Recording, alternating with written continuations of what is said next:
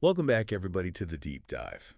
This time, we're going to be looking at Warren Buffett's 1994 letter to Berkshire Hathaway shareholders. Oh, yeah, this one is a classic. I was thinking, like, we talk about these letters all the time, but, hmm um, you know, I don't think we've ever really done a proper deep dive on any single one. It's like a time capsule. Exactly. And this one especially, it's from a really interesting period in Berkshire's history. Uh, Incredible growth. just phenomenal growth, right?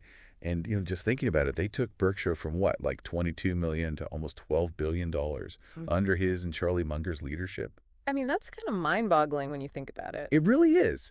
But it brings up an interesting point, right? Like, how do you keep finding good investments with that much money to manage? It's a good problem to have, but it's still a problem. Totally. And Buffett addresses this directly in the letter. He talks about the Ted Williams approach. Oh, yeah, the happy zone. That's the one. I love that analogy. Yeah. Can you break it down for our listeners? Well, Ted Williams, the baseball player, he was incredibly selective about which pitches he'd swing at. Right. Like, even if it was technically a strike. Exactly. He had his happy zone in the strike zone, and if it wasn't in that zone, he just wouldn't swing. So how does that apply to investing? Well, Buffett sees it as the same thing. As Berkshire got bigger, they had to get even more selective. It wasn't enough to just find decent companies anymore. It had to be the absolute best opportunities. And I guess only the ones that fit within their circle of competence. Exactly. Just like Ted Williams, they were focused on finding the investments in their happy zone. This is a great reminder for everyone listening, whether you're managing your own investments or just making decisions at work. Or even in life in general. Find your happy zone, the area where you have the best chance of success. And then double down on that. Totally. Don't get sidetracked by things that are outside of that. That's how you get the best results. Now, another thing that stood out to me in this letter was Buffett's stance on macroeconomic forecasts. Ah, the crystal ball stuff. Yep. He's famously skeptical of them. In the letter, he points out how massive events, things that people thought would change the world, often had very little impact on the core principles of value investing. The fundamentals of business are the fundamentals of business. Right. And he lists all kinds of crazy events, the Vietnam War, oil shocks, heck, even the collapse of the Soviet Union. Things that seemed huge at the time. Absolutely. And here's the thing. Buffett often made his best purchases when everyone else was freaking out. When fear was at its peak. Precisely. It's like he was doing the opposite of what everyone else is doing. Well, because everyone else is usually wrong. Especially when they're letting emotions drive their decisions. Exactly. That's when the real opportunities emerge. Okay, so let's shift gears a bit and talk about intrinsic value. This is a concept that Buffett comes back to again and again. It's basically the true worth of a business. Right. It's not just about the stated book value. It's about understanding what a company is truly worth based on its future earnings potential. And the quality of its management, its competitive advantage, all of those factors. And he uses a great example from Berkshire's own portfolio. Scott Fetzer, a company they bought in 1986. A collection of businesses. From encyclopedias to vacuum cleaners. They paid a significant premium over book value for that company, but it turned out to be an amazing investment. And the interesting thing is it wasn't due to some fancy financial trick or perfect timing. It was good management. Plain and simple. They ran the businesses well and they created value. But there's a twist here. Ah, yes, the accounting quirk. Exactly. Buffett talks about purchase premium charges. Right, which can make a company's earnings look worse than they really are. Could you explain that a little bit? Sure. When you buy a business for more than its book value, you have to spread that extra cost out over time. And that can make the earnings look lower, even if the business is doing really well. So in the case of Scott Fetzer, these charges were actually masking the true growth of the business. The intrinsic value is going up, but the accounting rules made it seem like it wasn't. That's why it's so important to look beyond the headline numbers and try to understand the underlying economics of a business. Absolutely. Don't just focus on the PE ratio. Look at things like revenue growth, profitability, cash flow. Those are the true indicators of value. Speaking of looking beyond the numbers, Buffett spends a lot of time in the letter talking about capital allocation. How managers should think about investing the company's money. Right. And his philosophy is pretty clear. The goal is to increase the intrinsic value per share for the owners of the business. And he has this great analogy to explain it. Oh, yeah. The MBA student and the day laborer, right? Right. Yeah. Merging those two might boost short-term earnings, but it would be a disaster in the long run. It's such a vivid way to illustrate that point. Sometimes the things that look good on paper can actually be really bad decisions. He also talks about the biological bias that can push CEOs to make bad acquisitions. Like ego and the desire to build empires. Yeah, that's the stuff that gets in the way of rational decision-making. And he even tells this funny story about a CEO who wanted to buy a company just because all the other kids have one. It's a perfect example of the herd mentality that can lead to bad decisions. People get caught up in trends and forget about the fundamentals. And it's so refreshing to see that Buffett and Munger encourage their managers to actually send cash back to headquarters if they can't find good investments within their own businesses, They're not afraid to sit on cash and wait for the right opportunity. which is completely counter to how a lot of companies think today. It's all about growth at any cost. And that's often how you end up making bad decisions. It's like trying to force a flower to bloom before it's ready. You just end up damaging the plant. Exactly. Patience is key in investing and in business. And this long-term thinking is also reflected in how Berkshire approaches compensation.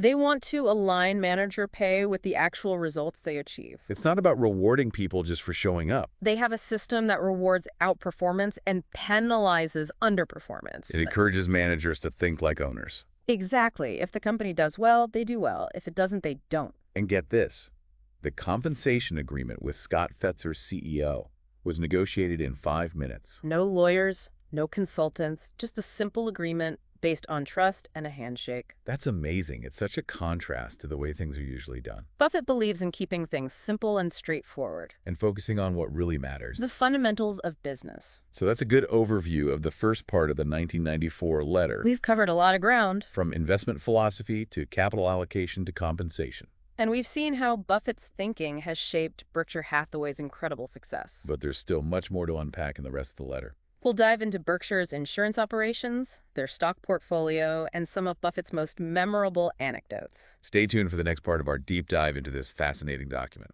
It's a real treasure trove of insights for anyone interested in business and investing. You won't want to miss it. All right, so we talked about, Buffett's approach to investing, but this letter is about so much more than just like buying stocks. Oh, for sure. It's about Berkshire's operating businesses and how they, fit into the whole picture. I mean, they're not just holding stocks, they're running real businesses. Exactly. And these businesses, they're not random. Buffett looks for companies with solid fundamentals, good management, that kind of thing. The kind of companies that can run themselves? He even says, even a ham sandwich could run them. Right. But of course, he'd prefer a really good manager in there. Of course. And he talks about that in the letter, too. Like praising a couple of CEOs who were retiring. Yeah, Dan Burke from Capital Cities ABC and Carl Reichardt from Wells Fargo. Highlighting their contributions. Emphasizing how important people are to a business. Makes sense. You can have the best strategy in the world, but if you don't have the right people to execute it, It's not going to work. it's like having a Ferrari with a bicycle engine. It's not going to go very fast. And speaking of people, there's this really cool thing Buffett talks about, Berkshire's Shareholder Designated Contributions Program. Oh, yeah, I love that. It lets shareholders decide where some of the company's charitable giving goes. It's like empowering shareholders to be philanthropists, too. It's a great way to involve them in the process. And Buffett talks about that a lot, giving back and making a positive impact. It's not all about making money. Okay, let's dig into some numbers now. Let's see what's under the hood. The letter has this great breakdown of Berkshire's earnings by segment. You get to see how each part of the business contributes to the whole. It's really interesting. And Buffett, he goes beyond just the basic accounting numbers Yeah. and introduces this idea of look-through earnings. That's a mouthful. But it's basically a way to factor in the earnings of their stock holdings, even the ones they haven't sold. Because those earnings are still contributing to Berkshire's overall value. Exactly. It's like recognizing the growth of those businesses, even if they haven't cashed in yet. Makes sense. You don't judge the health of a tree just by the fruit it's dropped. That's a good analogy. Yeah. And Buffett is really transparent about how they calculate these look-through earnings. He even provides a table with companies like American Express, Coke, Geico. It's like a peek into his brain. Right, showing you how he thinks about the earning potential of his investments. Which is really valuable for any investor. Okay, so remember how we talked about float in the insurance business? That magic pool of money. Well, the letter shows how Berkshire's float has grown steadily over the years, fueled by their smart acquisitions and their consistently profitable underwriting. It's a key part of their success, But Buffett is always quick to remind people that past performance doesn't guarantee future results. especially in insurance. Right, where you could have a huge event that wipes out years of profits. Like a hurricane or an earthquake. Which brings us to super cat reinsurance, High-stakes game. insuring against those really big catastrophic events. Definitely not for the faint of heart. And Berkshire, they have this secret weapon, Ajit Jain. Oh, he's legendary. Buffett can't say enough good things about him in the letter. He's like the Michael Jordan of super cat insurance. He has this incredible ability to assess risk and figure out the right price for these really complex policies. He makes it look easy, but is anything but. And Berkshire's advantage here is their massive financial strength. If something really bad happens, you want to be sure your insurer can actually pay out. And there's no doubt Berkshire can. They're like the Rock of Gibraltar in a storm. Which allows them to take on more risk, write bigger policies than almost anyone else. It's a niche market, and they dominate it. But even with that strength, Buffett acknowledges the volatility of super cat reinsurance. There's always the chance of a huge loss, He even puts a number on it. $600 million after tax. which would basically wipe out their annual earnings from other sources. Sobering thought, for sure. But at least he's upfront about the risks. Transparency is key. So, besides Supercat, they have a whole bunch of other insurance operations, too, And they all did pretty well in '94.